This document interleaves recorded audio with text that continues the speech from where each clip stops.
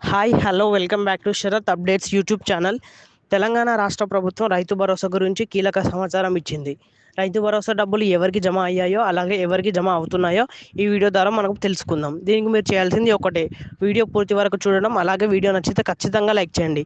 Like చేస్తేనే మన video వేరే వాళ్ళకి కూడా, తెలియని వారికి కూడా మన వీడియో వెళ్తుంది, వారికి కూడా ఎంత కొంత సాయం చేసినట్టు అవుతుంది. అలాగే ఛానల్ని సబ్స్క్రైబ్ చేయండి. సీఎం రేవంత్ రెడ్డి సర్కార్ రైతులకు గుడ్ న్యూస్ చెప్పారు. జనవరి 26న ప్రారంభించిన రైతు భరోసా పథకం ద్వారా 17 లక్షల మంది రైతులకు అకౌంట్లో నిధులు జమ అయ్యాయి. ఈ రోజు నుంచి ఎకరం వరకు సాగులో ఉన్న భూములకు సంబంధించిన 17 లక్షల మంది రైతులకు అకౌంట్లో రైతు భరోసా డబ్బులు జమ కానున్నాయని మంత్రి తుమ్మల నాగేశ్వరరావు గారు చెప్పారు.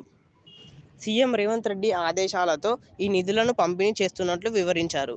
జనవరి 26 తేదీన పథకం ప్రారంభించిన మండలాల్లో ఒక్కో గ్రామంలో లబ్ధిదారుల ఖాతాల్లో నగదు జమ అయిన విషయం తెలిసిందే. తాజాగా గ్రామాల వారీగా నగదు జమ అవుతున్న సంగతి తెలిసిందే. జనవరి 26న ఈ పథకం ప్రారంభించినా సరే ఆ రోజు సెలవు కావడంతో మరుసటి రోజు రాష్ట్ర ప్రభుత్వం 32 జిల్లాల్లో 563 గ్రామాల్లో 4,41,000 మంది రైతులకు ఒక్కో ఎకరానికి తొడి విడతలో 6,000 చొప్పున రైతు భరోసా సాయాన్ని అందించింది. ఆయా గ్రామాల్లో 9,48,000 ఎకరాల విస్తారంలో సాగు భూమికి 569 కోట్లను చెల్లించిన ప్రభుత్వం వెల్లడించింది.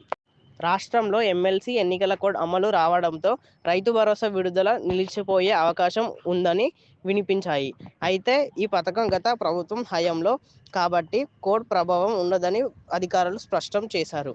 గత ప్రభుత్వం హయాంలో సాగుకు అనర్హమైన భూములు కూడా పెట్టుబడి సాయం అందించారని కాంగ్రెస్ ప్రభుత్వం ఆరోపిస్తుంది.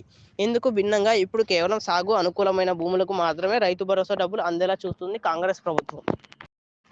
పరిశీలనలో భాగంగా 10,000 ఎకరాలకు పైగా అనర్హమైన భూములు ఉన్నాయని కాంగ్రెస్ ప్రభుత్వం గుర్తించింది. ఇప్పుడు అటువంటి భూములను తొలగించి మిగతా భూములకు మాత్రమే ఈ పెట్టుబడి సాయం అందించనుంది రాష్ట్ర ప్రభుత్వం. ఈ మార్పుల కారణంగా 2.9 లక్షల మంది రైతులకు మాత్రమే ఈ పెట్టుబడి సాయం అందనుంది. దీంతో పాటుగా భూమి లేని వ్యవసాయ కూలీ కుటుంబాలకు ఏడాదికి 12,000 చొప్పున ఆర్థిక సాయం ఇచ్చేందుకు రాష్ట్ర ప్రభుత్వం తొలిసారిగా ఇందిరమ్మ ఆత్మీయ భరోసా పథకాన్ని శ్రీకారం చుట్టినట్టు తెలుస్తుంది. మొదటి రోజున 18,180 కుటుంబాలకు మొదటి విడతలో 6,000 నగదును వారి ఖాతాలో జమ చేసింది. ఈ పథకానికి తొలి రోజున ఆర్థిక శాఖ 10 కోట్ల వరకు విడుదల చేసింది. రైతు భరోసా నగదు జమ ఆలస్యం అవుతుండడంతో రాష్ట్ర ప్రభుత్వం బీఆర్ఎస్ తీవ్రత విమర్శలు ఎక్కువ అయ్యాయి. ఇలాంటి మరెన్నో వివరాల కోసం మన ఛానల్ని సబ్స్క్రైబ్ చేయండి.